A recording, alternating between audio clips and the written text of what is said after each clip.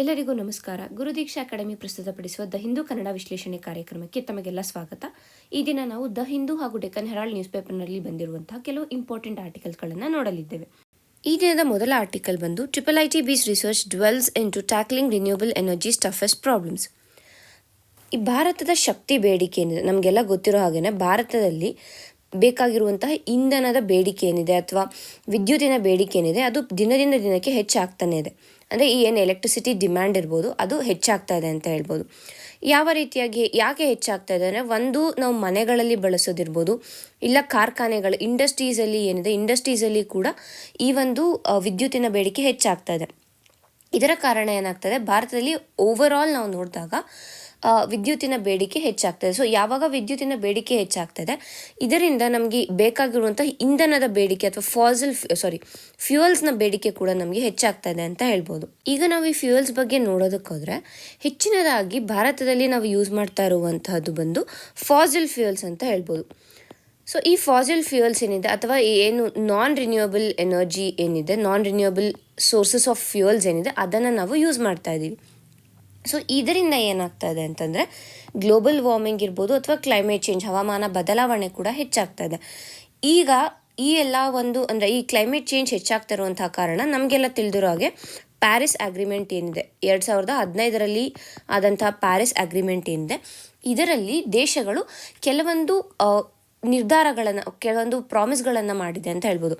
So ಅದೇ ರೀತಿಯಾಗಿ ನಾವು ನೋಡಿದಾಗ ಭಾರತ ಏನು ಹೇಳಿದೆ ಅಂತ ಅಂದರೆ, 2030 ಒಳಗೆ ತನ್ನ ಒಂದು ಎಮಿಷನ್ ಇಂಟೆನ್ಸಿಟಿ ಏನಿದೆ, ಅಂದರೆ ಏನು ಇದು ಎಮಿಷನ್ ಆಗ್ತಾ ಇದೆ ಭಾರತದಲ್ಲಿ, ಅದನ್ನು ಆಲ್ಮೋಸ್ಟ್ 45% ಅಷ್ಟು ಕಡಿಮೆ ಮಾಡ್ತೀವಿ ಅಂತ ಭಾರತ ಒಂದು ಪ್ರಾಮಿಸನ್ನು ಮಾಡಿದೆ. ಇದನ್ನು ನಾವು NDC ಅಥವಾ ನಾನ್ ಡಿಟರ್ಮೈನ್ಡ್ ಕಾಂಟ್ರಿಬ್ಯೂಷನ್ಸ್ ಅಂತ ಕೂಡ ನಾವು ಕರಿತೀವಿ.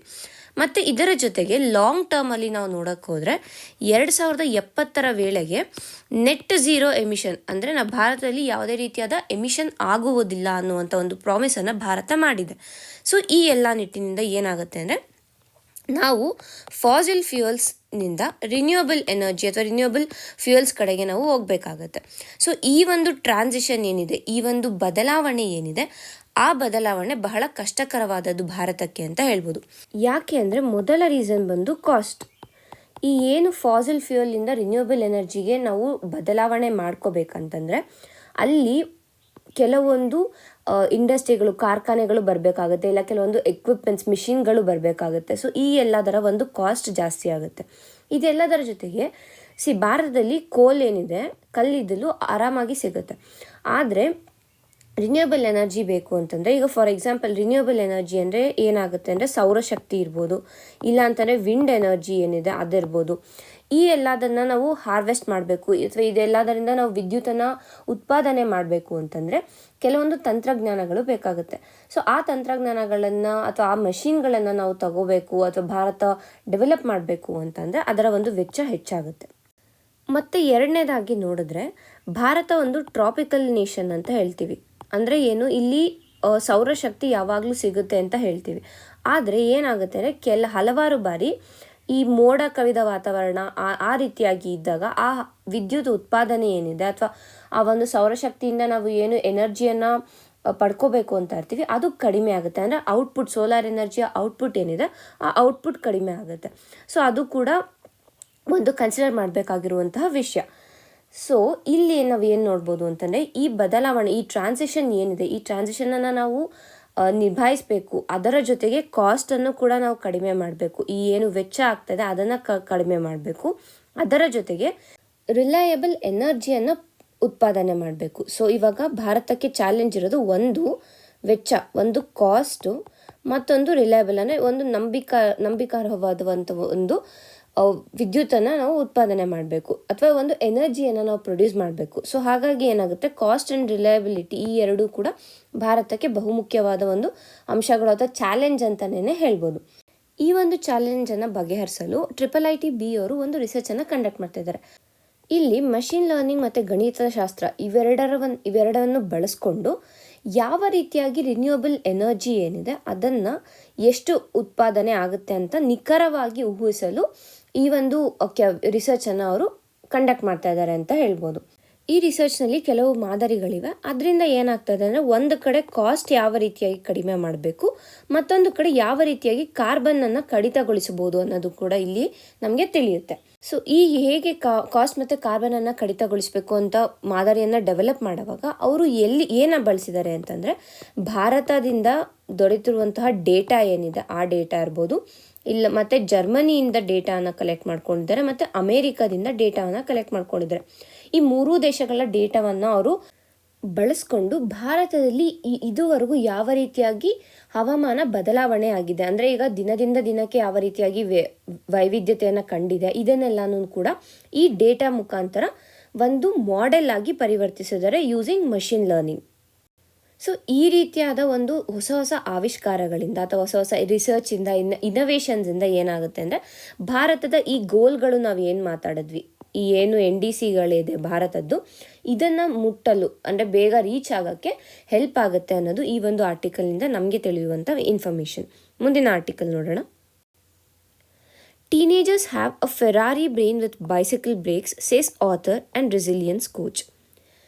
ಇತ್ತೀಚೆಗಷ್ಟೇ ಅಂದರೆ ನವೆಂಬರ್ 8 ಮತ್ತು 9 ಅಂದರೆ ನಿನ್ನೆ ಹಾಗೂ ಮೊನ್ನೆ ಬೆಂಗಳೂರಿನ ಲಲಿತ್ ಅಶೋಕ್ ಹೋಟೆಲ್ನಲ್ಲಿ ಮನೋತ್ಸವ ಅನ್ನುವಂತಹ ಒಂದು ಪ್ರೋಗ್ರಾಮ್ ನಡೀತು. ಸೊ ಏನು ಈ ಮನೋತ್ಸವ ಪ್ರೋಗ್ರಾಮ್ ಅಂತ ಅಂದರೆ it is a national mental health festival. ಅಂದರೆ ಇದು ರಾಷ್ಟ್ರೀಯ ಮಾನಸಿಕ ಆರೋಗ್ಯೋತ್ಸವ ದಿನ ಅಂತ ನಾವು ಹೇಳ್ಬೋದಾಗುತ್ತೆ. ಸೊ ಈ ಮನೋತ್ಸವ 2 ದಿನಗಳ ಕಾಲ ನಡೆಯುವಂತಹದ್ದು. ಈ 2025ರಲ್ಲಿ ನಡೆದಂತಹ ಮನೋತ್ಸವ ಕಾರ್ಯಕ್ರಮ ಏನಿದೆ ಇದು 2ನೇ ಎಡಿಷನ್ ಆಗಿತ್ತು. ಅಂದರೆ ಇದು 2ನೇ ವರ್ಷ ಈ ಒಂದು ಉತ್ಸವವನ್ನು ಅವರು ಸೆಲೆಬ್ರೇಟ್ ಮಾಡ್ತಾ ಇದ್ದು ಅಥವಾ ಆಚರಿಸಿದ್ದು ಅಂತ ಹೇಳ್ಬೋದು. ಮತ್ತು ಇದರ ಆಯೋಜಕರು ಯಾರು ಅಂತಂದರೆ ರೋಹಿಣಿ ನೀಲಕೇಣಿ ಫಿಲಾಂಥ್ರೋಪೀಸ್ ಫೌಂಡೇಶನ್ ಮತ್ತು ಬೆಂಗಳೂರಿನ ನಿಮಾನ್ಸ್ ಆಸ್ಪತ್ರೆ ಏನಿದೆ ಅದು, ಅದರ ಜೊತೆಗೆ national centre for biological sciences. So ಈ 3 ಆರ್ಗನೈಸೇಷನ್ ಸೇರಿ ಈ ಮನೋತ್ಸವ ಕಾರ್ಯಕ್ರಮವನ್ನು ಬೆಂಗಳೂರಿನ ಲಲಿತ್ ಅಶೋಕ್ನಲ್ಲಿ 2 ದಿನಗಳ ಕಾಲ ನಡೆಸಿದರು. ಯಾಕೆ ಈ ಒಂದು ಕಾರ್ಯಕ್ರಮವನ್ನು ಅವ್ರು ಮಾಡಿದ್ದಾರೆ ಅಥವಾ ಈ ಒಂದು ಕಾರ್ಯಕ್ರಮದ ಮುಖ್ಯ ಉದ್ದೇಶ ಏನು ಅಂತ ನಾವು ನೋಡಿದ್ರೆ, ಭಾರತದಲ್ಲಿ ನಾವು ಏನು ಮಾನಸಿಕ ಆರೋಗ್ಯ ಇದೆ ಅದರ ಮೇಲೆ ಹೆಚ್ಚಾಗಿ ಕಾನ್ಸಂಟ್ರೇಟ್ ಮಾಡ್ತಾ ಇಲ್ಲ. ಅಂದರೆ ಏನು ಮಾಡ್ತೀವಿ ಅಂತಂದರೆ ಒಂದು ಸೊಸೈಟಲ್ ಲೆವೆಲಲ್ಲಿ ನಾವು ನೋಡಿದ್ರೆ, ಅಂದರೆ ಒಂದು ಸಮುದಾಯದಲ್ಲಿ ನಾವು ನೋಡೋಕ್ಕೆ ಹೋದರೆ ಈ ಮಾನಸಿಕ ಆರೋಗ್ಯವನ್ನು ಒಂದು ಕಾಯಿಲೆ ಥರ ನೋಡ್ತಾರೆ. ಸೊ ಹಾಗಾಗಿ ಏನಾಗುತ್ತೆ, ಒಂದು ಸ್ಟಿಗ್ಮಾ ಡೆವಲಪ್ ಆಗಿದೆ. ಅಂದರೆ ಮೆಂಟಲ್ ಹೆಲ್ತ್ ಬಗ್ಗೆ ಮಾತಾಡಬಾರ್ದು, ಮೆಂಟಲ್ ಹೆಲ್ತ್ ಅಂತ ನಾವು ಮಾತಾಡ್ತಾ ಇದ್ದೀವಿ ಅಂತಂದರೆ ಅದು ಒಂದು ಸ್ಟಿಗ್ಮಾ ಕ್ರಿಯೇಟ್ ಆಗಿದೆ ಅಂತ ಹೇಳ್ಬೋದು. ಸೊ ಹಾಗಾಗಿ ಆ ಒಂದು ಸ್ಟಿಗ್ಮಾನ ಹೋಗಲಾಡಿಸಿ, ಅಂದರೆ ಒಂದು ಆ ಜೋಕ್ ಥರ ಏನು ನಾವು ಅದನ್ನ ತಗೋತೀವಿ ಅದನ್ನು ಹೋಗಲಾಡಿಸಿ ನಮ್ಮ ಮಾನಸಿಕ ಆರೋಗ್ಯದ ಬಗ್ಗೆ ಹೆಚ್ಚಿನದಾಗಿ ಕಾಳಜಿ ವಹಿಸೋದಿರ್ಬೋದು, ಅದರ ಬಗ್ಗೆ ಹೆಚ್ಚಿನದಾಗಿ ಸಂಶೋಧನೆಗಳನ್ನು ನಡೆಸೋದಿರ್ಬೋದು, ಅಥವಾ ಜನರಿಗೆ ಅದರ ಮಾನಸಿಕ ಆರೋಗ್ಯದ ಕುರಿತಾಗಿ ಅವೇರ್ನೆಸ್ಸನ್ನು ಉಂಟು ಮಾಡೋದಕ್ಕೆ ಈ ಒಂದು ಮನೋತ್ಸವ ಕಾರ್ಯಕ್ರಮವನ್ನು ಆರ್ಗನೈಸ್ ಮಾಡ್ತಾ ಇದ್ದಾರೆ. ಈ ವರ್ಷದ ಮನೋತ್ಸವ ಕಾರ್ಯಕ್ರಮದ ಮುಖ್ಯ ವಿಷಯಗಳು ಏನಾಗಿದ್ವು ಅಂತಂದರೆ, ಒಂದು ಮೆಂಟಲ್ ಹೆಲ್ತ್ ಆ್ಯಂಡ್ ಏಜಿಂಗ್, ಅಂದರೆ ವಯೋವಸ್ಥೆ ಮತ್ತು ಮಾನಸಿಕ ಆರೋಗ್ಯ. ಮತ್ತು ಏನು ಮಾತಾಡಿದ್ದಾರೆ ಅಂದರೆ ಪೇರೆಂಟಿಂಗ್ ಬಗ್ಗೆ, ಅಂದರೆ ಯಾವ ರೀತಿಯಾಗಿ ಪೋಷಣೆಯನ್ನು ಮಾಡಬೇಕು ಮಕ್ಕಳಿಗೆ, ಅಂದರೆ ಮಕ್ಕಳ ಮಾನಸಿಕ ಆರೋಗ್ಯಕ್ಕೆ ಪೋಷಕರು ಯಾವ ರೀತಿಯಾಗಿ ಹೆಲ್ಪ್ ಮಾಡ್ಬೋದು ಅಥವಾ ಸಹಾಯ ಮಾಡ್ಬೋದು ಅನ್ನೋದರ ಕುರಿತಾಗಿ ಮಾತಾಡಿದ್ದಾರೆ. ಮತ್ತು ಹೆಲ್ತ್ ಹಾಗೂ ಕೆಲಸದ ಒತ್ತಡ, ವರ್ಕ್ ಪ್ರೆಷರ್ ಏನಿದೆ ಅದು ಯಾವ ರೀತಿಯಾಗಿ ನಮ್ಮ ಮಾನಸಿಕ ಆರೋಗ್ಯಕ್ಕೆ ಕಾಂಟ್ರಿಬ್ಯೂಟ್ ಮಾಡುತ್ತೆ ಅನ್ನೋದನ್ನು ಕೂಡ ಈ ಒಂದು ಮನೋತ್ಸವ ಕಾರ್ಯಕ್ರಮದಲ್ಲಿ ಮಾತಾಡಿದ್ದಾರೆ. ಈ ಒಂದು ಆರ್ಟಿಕಲ್ ನಮಗೆ ಯಾಕೆ ಮುಖ್ಯ ಆಗುತ್ತೆ ಅಂತಂದರೆ, ಮೆಂಟಲ್ ಹೆಲ್ತ್ ಅನ್ನುವಂತಹ ವಿಷಯ ಏನಿದೆ ಇದು ಬಹಳ ಮುಖ್ಯ ಆಗುತ್ತೆ. ಅಂದರೆ ಈಗಿನ ಪೋಸ್ಟ್ ಪ್ಯಾಂಡಮಿಕ್ COVID-19 ಆ ಒಂದು ಪ್ಯಾಂಡಮಿಕ್ ಆದಮೇಲೆ ಆದಂತಹ ಮೆಂಟಲ್ ಹೆಲ್ತ್ ಇಶ್ಯೂಸ್ ಏನಿದೆ ಅದರಿಂದ ಈ ಒಂದು ಆರ್ಟಿಕಲ್ ನಮಗೆ ಇಂಪಾರ್ಟೆಂಟ್ ಆಗುತ್ತೆ. ಇದರ ಜೊತೆಗೆ ನಾವು ನ್ಯಾಷನಲ್ ಮೆಂಟಲ್ ಹೆಲ್ತ್ ಪಾಲಿಸಿ ಏನಿದೆ ಅದರ ಕುರಿತಾಗಿ ಕೂಡ ಕೆಲವು ವಿಷಯಗಳನ್ನು ನಾವು ತಿಳ್ಕೊಬೇಕಾಗತ್ತೆ. ಮತ್ತು ಮೆಂಟಲ್ ಹೆಲ್ತ್ ಕೇರ್ ಆ್ಯಕ್ಟ್ ಇರ್ಬೋದು, ನಿಮಾನ್ಸ್ ಯಾವ ರೀತಿಯಾಗಿ ಈ ಒಂದು ಮೆಂಟಲ್ ಹೆಲ್ತ್ಗೆ ಕಾಂಟ್ರಿಬ್ಯೂಟ್ ಮಾಡ್ತಾ ಇದೆ ಅನ್ನೋದನ್ನು ನಾವು ತಿಳ್ಕೊಬೇಕು. ಇದೆಲ್ಲದಕ್ಕಿಂತ ಮುಖ್ಯವಾಗಿ SDG ಸಸ್ಟೈನಬಲ್ ಡೆವಲಪ್ಮೆಂಟ್ ಗೋಲ್ಸ್ ಏನಿದೆ, ಈ ಸಸ್ಟೈನಬಲ್ ಡೆವಲಪ್ಮೆಂಟ್ ಗೋಲ್ಸಲ್ಲಿ reduce mortality from non communicable diseases ಅಂತ ಇದೆ. ಸೊ ಈ ಮೆಂಟಲ್ ಹೆಲ್ತ್ ಅಥವಾ ಮೆಂಟಲ್ ಹೆಲ್ತ್ ಇಶ್ಯೂಸ್ ಏನಿದೆ ಅಥವಾ ಮೆಂಟಲ್ ಹೆಲ್ತ್ ಡಿಸಾರ್ಡರ್ಸ್ ಏನಿದೆ ಇದೆಲ್ಲನೂ ಕೂಡ ನಾನ್ ಕಮ್ಯುನಿಕಬಲ್ ಡಿಸೀಸಸ್ಗೆ ಬರುತ್ತೆ. ಸೊ ಹಾಗಾಗಿ SDG 3 ಏನಿದೆ, good health and well being, ಅದಕ್ಕೆ ಈ mental health directly R indirectly contribute ಮಾಡ್ತಾ ಇದೆ. ಸೊ ಹಾಗಾಗಿ ಈ ಒಂದು ಆರ್ಟಿಕಲ್ ನಮಗೆ ಇಂಪಾರ್ಟೆಂಟ್ ಆಗುತ್ತೆ. ಮುಂದಿನ ಆರ್ಟಿಕಲ್ ನೋಡೋಣ. KSRT's initiative for visually challenged passengers wins national award. ನಮ್ಮ KSRTC ಬಸ್ಗಳಲ್ಲಿ ದೃಷ್ಟಿಹೀನ ಪ್ರಯಾಣಿಕರಿಗೆ ಸಹಾಯ ಆಗೋದಕ್ಕೆ ಧ್ವನಿ ಮಾರ್ಗದರ್ಶನ ವ್ಯವಸ್ಥೆಯನ್ನು ಅಳವಡಿಸಿದ್ದಾರೆ. ಅಂದರೆ ಈಗ ವಿಜುವಲಿ ಚಾಲೆಂಜ್ ಪರ್ಸನ್ಸ್ ಏನಿರ್ತಾರೆ ಅವರಿಗೆ ಹೆಲ್ಪ್ ಆಗೋದಕ್ಕೆ ಧ್ವನಿ ಮಾರ್ಗದರ್ಶನ ಆ ಒಂದು ಪ್ರಾಜೆಕ್ಟ್ನ ಹೆಸರು ಬಂದು ಧ್ವನಿ ಸ್ಪಂದನ ಅನ್ನುವಂಥ ಒಂದು ಪ್ರಾಜೆಕ್ಟ್. ಸೊ ಇದನ್ನು ಬೇಸಿಕಲಿ ಮೈಸೂರಿನ 200 ಸಿಟಿ ಬಸ್ಗಳಲ್ಲಿ ಸದ್ಯಕ್ಕೆ ಬಿಟ್ಟಿದ್ದಾರೆ. ಸೊ ಈ ಒಂದು ಏನು ಪ್ರಾಜೆಕ್ಟ್ ಇದೆ, ಈ ಒಂದು ಉಪಕ್ರಮ ಏನಿದೆ, ಈ ಒಂದು ಪ್ರಾಜೆಕ್ಟ್ಗೆ KSRTCಗೆ national award of excellence in urban transport ಅನ್ನುವಂಥ ಒಂದು ಅವಾರ್ಡ್ ದೊರೆತಿದೆ. ಸೊ ಈ ಅವಾರ್ಡನ್ನು ಯಾರು ಕೊಡ್ತಾರೆ? Ministry of housing and urban affairs ಕೊಡ್ತಾರೆ. So it is award given by central government ನೀಡುವಂತಹ ಒಂದು ಅವಾರ್ಡ್ ಆಗಿದೆ ಇದು. ಈ ಒಂದು ಏನು ಧ್ವನಿ ಸ್ಪಂದನ ಪ್ರಾಜೆಕ್ಟ್ ಇದೆ, ಇದನ್ನು ಬೆಂಗಳೂರಲ್ಲೂ ಸುಮಾರು 125 ಬಸ್ಗಳಲ್ಲಿ, ಬೆಂಗಳೂರಿನ ಬಸ್ಗಳಲ್ಲೂ ಕೂಡ ಇದನ್ನು ಅಳವಡಿಸಿದ್ದಾರೆ. ಈ ಒಂದು ತಂತ್ರಜ್ಞಾನವನ್ನು race lines foundation at IIT ಡೆಲ್ಲಿಯಲ್ಲಿರುವಂತಹ ರೇಸ್ ಲೈನ್ಸ್ ಫೌಂಡೇಶನ್ ಜೊತೆಗೆ ಜರ್ಮನ್ ಡೆವಲಪ್ಮೆಂಟ್ ಏಜೆನ್ಸಿ ಇವೆರಡರ ಜೊತೆಗೆ ಸೇರಿ KSRTC ಈ ಒಂದು ಕಾರ್ಯಕ್ರಮವನ್ನು ಈ ಒಂದು ಪ್ರಾಜೆಕ್ಟನ್ನು ಜಾರಿಗೆ ತಂದಿದೆ ಅಂತ ಹೇಳ್ಬೋದಾಗಿದೆ. ಸೊ ಹಾಗಾದರೆ ಯಾಕೆ ಈ ಒಂದು ಪ್ರಾಜೆಕ್ಟ್ ಇಂಪಾರ್ಟೆಂಟ್ ಆಗುತ್ತೆ, ಅಂತಂದರೆ it promotes inclusive urban mobility ಮತ್ತು ಇದರ ಜೊತೆಗೆ ಆಕ್ಸೆಸಿಬಲ್ ಟ್ರಾನ್ಸ್ಪೋರ್ಟ್. ಈಗ ವಿಜುವಲಿ ಚಾಲೆಂಜ್ಡ್ ಏನಿರ್ತಾರೆ, ದೃಷ್ಟಿಹೀನರು ಏನಿರ್ತಾರೆ, ಅವರು ಪ್ರತಿ ಬಾರಿ ಯಾರಾದರೂ ಒಬ್ಬರ ಮೇಲೆ ಡಿಪೆಂಡ್ ಆಗಬೇಕಾಗಿರುತ್ತೆ. ಸೊ ಈ ಒಂದು ಪ್ರಾಜೆಕ್ಟಿಂದ ಏನಾಗಿದೆ ಅಂತಂದರೆ ಆ ಒಂದು ಅವಲಂಬನೆ ಏನಿದೆ ಅದು ಕಡಿಮೆ ಆಗ್ಬೋದು. ಅಂದರೆ ಈಗ ಅವರ ಸ್ವತಂತ್ರವಾಗಿ ಬಸ್ಗಳಲ್ಲಿ ಪ್ರಯಾಣ ಮಾಡ್ಬೋದಾಗುತ್ತೆ. ಇದು ಇದರ ಅಡ್ವಾಂಟೇಜಸ್. ಆದರೆ ಡಿಸ್ಅಡ್ವಾಂಟೇಜಸ್ ಅಥವಾ ಲಿಮಿಟೇಷನ್ಸ್, ಚಾಲೆಂಜಸ್ ಏನು ಅಂತಂದರೆ ಮೊದಲಿಗೆ ಅದಕ್ಕೆ ಆಗುವಂತಹ ವೆಚ್ಚ. ಈಗ ಕರ್ನಾಟಕದಲ್ಲಿ ಸುಮಾರು 7,000 KSRTC ಬಸ್ಗಳಿವೆ. ಸೊ ಈ 7,000 KSRTC ಬಸ್ಗಳಲ್ಲೂ ಈ ಒಂದು ಧ್ವನಿ ಸ್ಪಂದನ ಪ್ರಾಜೆಕ್ಟನ್ನು ಅಳವಡಿಸಬೇಕು ಅಂತಂದರೆ ಅದಕ್ಕೆ ಬೇಕಾಗಿರುವಂತಹ ಫಂಡ್ಗಳಿರ್ಬೋದು ಅಥವಾ ಕೋಆರ್ಡಿನೇಷನ್ ಇರ್ಬೋದು, ವ್ಯವಸ್ಥಾಪನೆ ಇರ್ಬೋದು, ಅದಕ್ಕೆ ಬೇಕಾಗಿರುವಂತಹ ತರಬೇತಿ ಏನಿದೆ, ಟ್ರೈನಿಂಗ್ ಏನಿದೆ, ಇದೆಲ್ಲದರ ವೆಚ್ಚ ಕೂಡ ಹೆಚ್ಚಾಗುತ್ತೆ. ಸೊ ಅದು ಮೊದಲನೆಯ ಒಂದು ಚಾಲೆಂಜ್ ಅಂತಲೇ ಹೇಳ್ಬೋದು. ಮತ್ತು ಎರಡನೇದಾಗಿ ಏನು ಅಂತಂದರೆ ಇದನ್ನು ಯಾವ ರೀತಿಯಾಗಿ ಮೇಂಟೈನ್ ಮಾಡ್ಬೋದು, ಅಂದರೆ ಇದರ ನಿರ್ವಹಣೆ ಯಾವ ರೀತಿಯಾಗಿ ಮಾಡ್ಬೋದು ಮತ್ತು ಯಾವ ರೀತಿಯಾಗಿ ಬಳಕೆಯನ್ನು ಮಾಡ್ಬೋದು. ಈಗ ಕೆಲವು ಏನು ಡಿವೈಸಸ್ ಬೇಕಾಗುತ್ತೆ, ಉಪಕರಣಗಳು ಏನು ಬೇಕಾಗುತ್ತೆ, ಆ ಉಪಕರಣಗಳ ಮ್ಯಾನೇಜ್ಮೆಂಟ್ ಇರ್ಬೋದು, ಅದರ ಒಂದು ಸರ್ವಿಸಸ್ ನಡೆಸೋದಿರ್ಬೋದು, ಇದೆಲ್ಲ ಕೂಡ ಒಂದು ಚಾಲೆಂಜ್ ಆಗುತ್ತೆ ಅಂತಲೇ ಹೇಳ್ಬೋದು. ಇದೆಲ್ಲದರ ಜೊತೆಗೆ ಇಂಟಿಗ್ರೇಷನ್ ಯಾವ ರೀತಿಯಾಗಿ ಮಾಡ್ತಾರೆ ಅನ್ನೋದು ಕೂಡ ಇಲ್ಲಿ ಪ್ರಾಬ್ಲಮ್ ಆಗುತ್ತೆ. ಅಂದರೆ ಈಗ ಯಾವುದೋ ಒಂದು ಬಸ್ ರೂಟ್ ಚೇಂಜ್ ಆದಾಗ ಇರ್ಬೋದು, ಇಲ್ಲ ಹೊಸ ಬಸ್ಗಳನ್ನು ಹಾಕಿದಾಗ ಇರ್ಬೋದು, ಆಗ ಅದಕ್ಕೆ ಈ ಒಂದು ಪ್ರಾಜೆಕ್ಟನ್ನು ಇಂಟಿಗ್ರೇಟ್ ಮಾಡಬೇಕಂದ್ರೆ ಒಂದು ಕಡೆ ಕಾಸ್ಟ್ ಹೆಚ್ಚಾಗುತ್ತೆ, ಮತ್ತೊಂದು ಕಡೆ ಅಗೇನ್ ಟೈಮ್ ಕನ್ಸ್ಟೆಂಟ್ ಕೂಡ ಇಲ್ಲಿ ನಾವು ಒಂದು ಪ್ರಾಬ್ಲಮ್ ಅಂತ ಹೇಳ್ಬೋದು. ಸೊ ಇಷ್ಟು ಈ ಒಂದು ಆರ್ಟಿಕಲ್ನಲ್ಲಿ ಸಿಗ್ತಾ ಇರೋ ಇನ್ಫಾರ್ಮೇಷನ್. ನಮಗೆ ಎಕ್ಸಾಮ್ ಪಾಯಿಂಟ್ ಆಫ್ ವ್ಯೂ ಅಲ್ಲಿ ಏನಕ್ಕೆ ಇಂಪಾರ್ಟೆಂಟ್ ಆಗುತ್ತೆ ಅಂತಂದರೆ ಪ್ರಿಲಿಮ್ಸ್ ಪಾಯಿಂಟ್ ಆಫ್ ವ್ಯೂ ನೋಡಿದಾಗ ಧ್ವನಿ ಸ್ಪಂದನ ಪ್ರಾಜೆಕ್ಟ್ ಬಗ್ಗೆ, ಅಂದರೆ ಅದರ ಒಂದು ಆಬ್ಜೆಕ್ಟಿವನ್ನು ಕೇಳ್ಬೋದು, ಇಲ್ಲ ಏನಕ್ಕೆ ಅದು ನ್ಯೂಸಲ್ಲಿ ಇತ್ತು ಅಂತ ಇರ್ಬೋದು, ಅದರ ಕುರಿತಾಗಿ ನಮಗೆ ಗೊತ್ತಿರಬೇಕು. ಸೊ ಅದನ್ನು ನಾವು ತಿಳ್ಕೊಂಡಿದ್ದೀವಿ. ಮತ್ತು ಎರಡನೇದಾಗಿ ವಿತ್ ರೆಸ್ಪೆಕ್ಟ್ ಟು ಮೇನ್ಸ್ ನೋಡಿದಾಗ ನಾವು ಇದನ್ನು ಎಕ್ಸಾಂಪಲ್ ಆಗಿ ಬಳಸ್ಬೋದಾಗುತ್ತೆ. ಸೊ ಈಗ ಎಲ್ಲಿ ಇನ್ಕ್ಲೂಸಿವಿಟಿ ಅಥವಾ ಇನ್ಕ್ಲೂಸಿವ್ ಗ್ರೋತ್ ಬಗ್ಗೆ ನಾವು ಮಾತಾಡ್ತಾ ಇದ್ದೀವಿ ಅಂತಂದರೆ ಆಗ ಇದನ್ನು ಒಂದು ಎಕ್ಸಾಂಪಲ್ನಾಗಿ ನಾವು ಅಲ್ಲಿ ಬಳಸ್ಬೋದು. ಈಗ ಮುಂದಿನ ಆರ್ಟಿಕಲ್ ನೋಡೋಣ. Ensuring mills pay what is mandated is a tough task. ನಮಗೆಲ್ಲ ತಿಳಿದಿರೋ ಹಾಗೆಯೇ ರಾಜ್ಯದ ಕಬ್ಬಿನ ಬೆಳೆಗಾರರು ಏನಿದ್ರು ಅವರು ಹೋರಾಟವನ್ನು ನಡೆಸ್ತಾ ಇದ್ರು.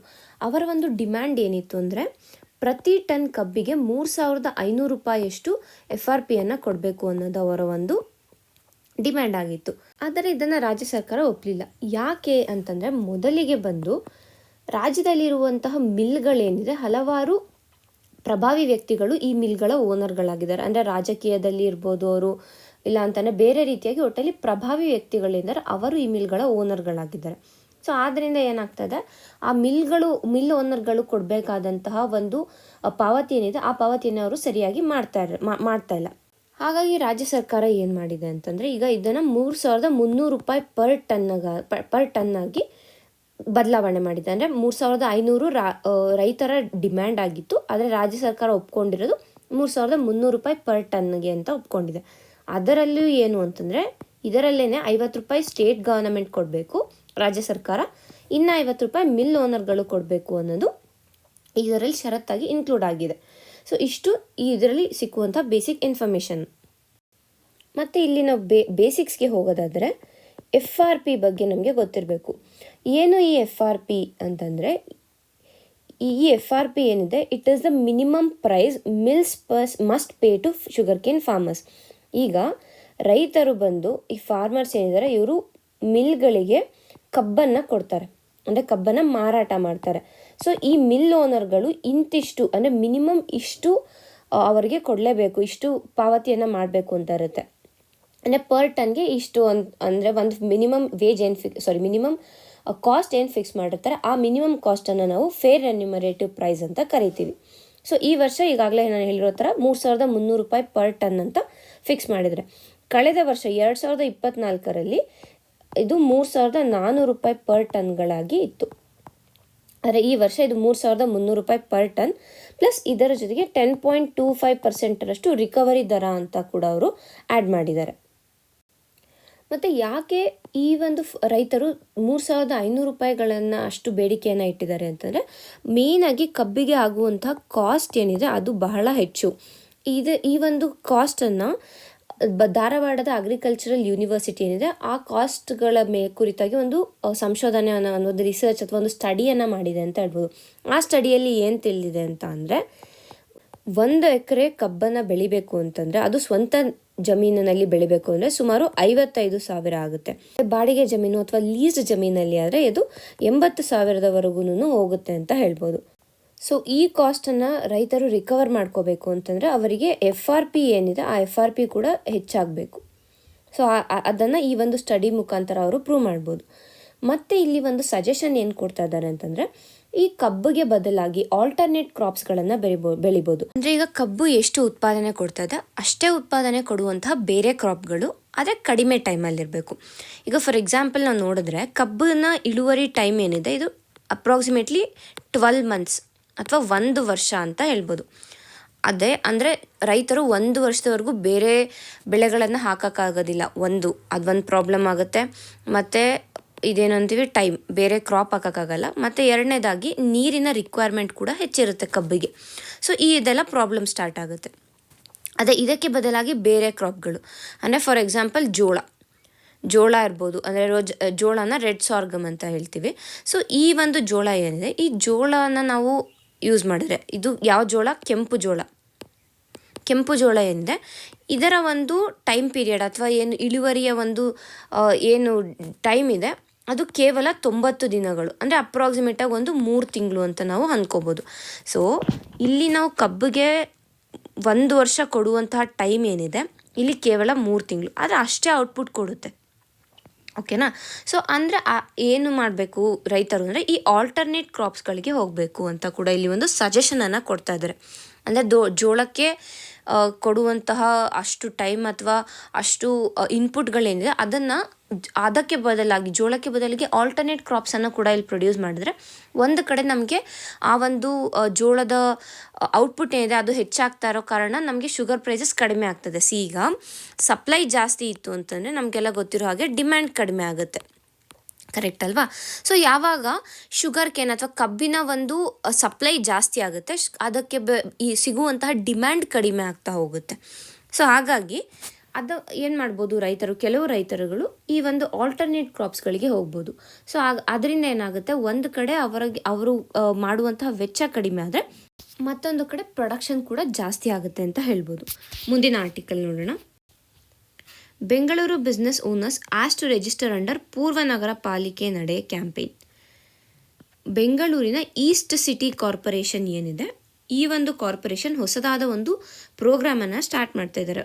ಅದರ ಹೆಸರು ಬಂದು ಪೂರ್ವನಗರ ಪಾಲಿಕೆ ನಡೆ ಅಂತ.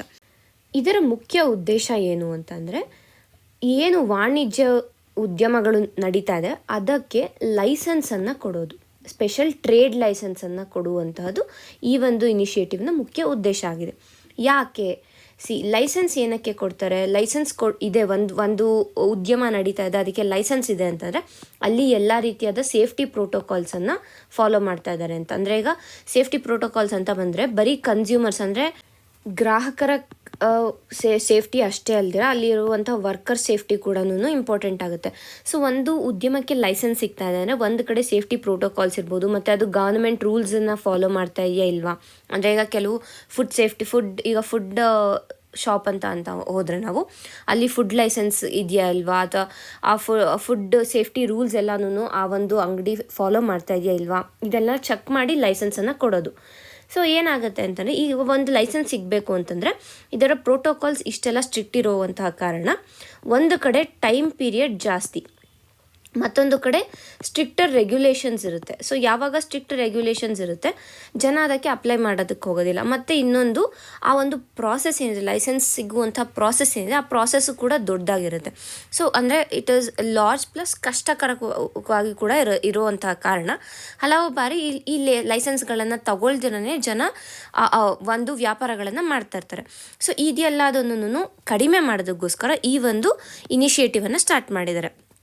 ಸೊ ಇದರಿಂದ ಏನಾಗುತ್ತೆ ಅಂತಂದರೆ ಗವರ್ನಮೆಂಟು ಆಂಟ್ರಪ್ರಿನರ್ ಕೋಆಪ್ರೇಷನ್ ಹೆಚ್ಚಾಗುತ್ತೆ.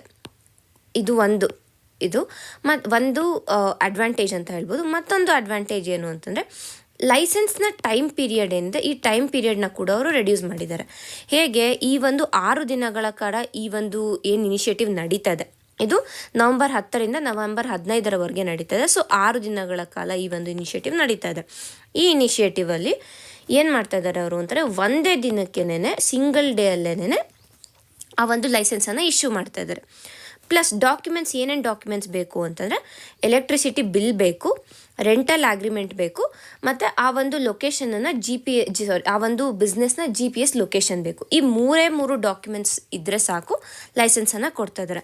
ಸೊ ಒಂದು ಕಡೆ ಇಲ್ಲಿ ಏನಾಯಿತು, easy plus accessible license service ಸಿಕ್ತು. ಇದೇ ಈ ಒಂದು ಇನಿಷಿಯೇಟಿವ್ನ ಮುಖ್ಯ ಉದ್ದೇಶ. ಅಂದರೆ ಈಸಿ ಆಕ್ಸೆಸಬಲ್ ಲೈಸೆನ್ಸನ್ನು ಪ್ರೊವೈಡ್ ಮಾಡೋದು, ಸೊ ದ್ಯಾಟ್ ಪಬ್ಲಿಕ್ ಹೆಲ್ತ್ ಇರ್ಬೋದು ಮತ್ತು ಸೇಫ್ಟಿ ಇಶ್ಯೂಸನ್ನು ಎನ್ಶೋರ್ ಮಾಡೋದಕ್ಕೋಸ್ಕರ ಈ ಒಂದು ಇನಿಷಿಯೇಟಿವನ್ನು ಅವರು ಸ್ಟಾರ್ಟ್ ಮಾಡಿದ್ದಾರೆ. ಇಷ್ಟು ಈ ದಿನದ ಆರ್ಟಿಕಲ್ಗಳಾಗಿವೆ. ಧನ್ಯವಾದಗಳು.